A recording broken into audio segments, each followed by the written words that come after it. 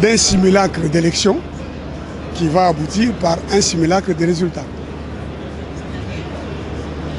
On a tout faussé.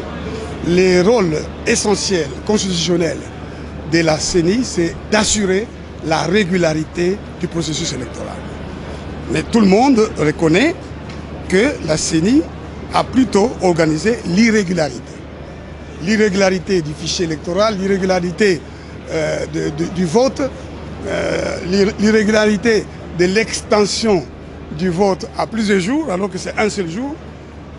Eh bien, tout cela a été délibéré. Nous l'avions déjà dit. Nous avions même saisi la Cour constitutionnelle pour lui dire « Vous êtes juge ex ante.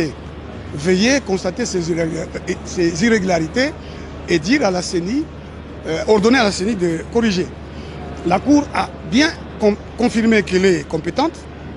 Elle a vraiment affirmé le droit électoral que nous allons enseigner, parce que nous sommes professeurs d'université, en affirmant qu'elle est à la fois juge de la régularité ex ante et juge ex post des opérations des votes, mais aussi juge de la contestation des candidatures, juge des résultats. Bon, mais ayant dit cela, ayant aussi affirmé qu'il y avait des irrégularités, elle allègue que la CENI va corriger, mais la CENI n'a pas corrigé jusqu'à ce jour. Et donc nous disons, nous avons dit, et nous continuons à dire, qu'il y a eu un simulacre d'élection et il y a un simulacre des résultats auxquels nous allons assister. Vous venez assister au simulacre des résultats? Parce que j'ai été invité. Voilà, tout ce que je peux dire au président qui a déjà été proclamé et dont on va annoncer maintenant officiellement dans ce simulacre-là les résultats, je lui demande de prendre conscience que le pays est divisé. Depuis longtemps, il est occupé. Il y a des Congolais maintenant qui vont s'associer aux agresseurs rwandais. Il y a des Congolais qui prennent encore des armes. Nous, nous sommes des démocrates. Nous n'allons pas prendre des armes pour contester. Nous ne prendrons jamais les armes. Et jamais moi, Théodongo, je ne m'associerai à ceux qui s'associent aux Rwandais, qui mènent la guerre par procuration, une guerre économique, au service des sociétés multinationales de tous les pays qui lui donnent les armes. Et nous utilisons les moyens démocratiques.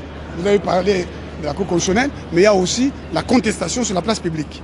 C'est la Constitution qui les prévoit. J'invite le président Tshisekedi, qui a été dans la rue, l'UDPS a été dans la rue, de respecter ceux qui vont dans la rue pour contester, de les soutenir, de les écouter, et pourquoi pas de les rassembler pour les écouter, afin que dans un sursaut patriotique, nous travaillons ensemble sur un pacte républicain qui favorise la cohésion nationale, l'unité nationale, pour que nous puissions mettre fin à l'occupation et travailler ensemble à la reconstruction du pays.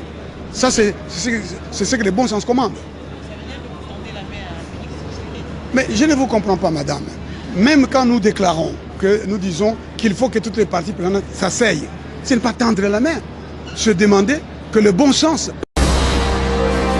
Abonnez-vous massivement à Gombo News.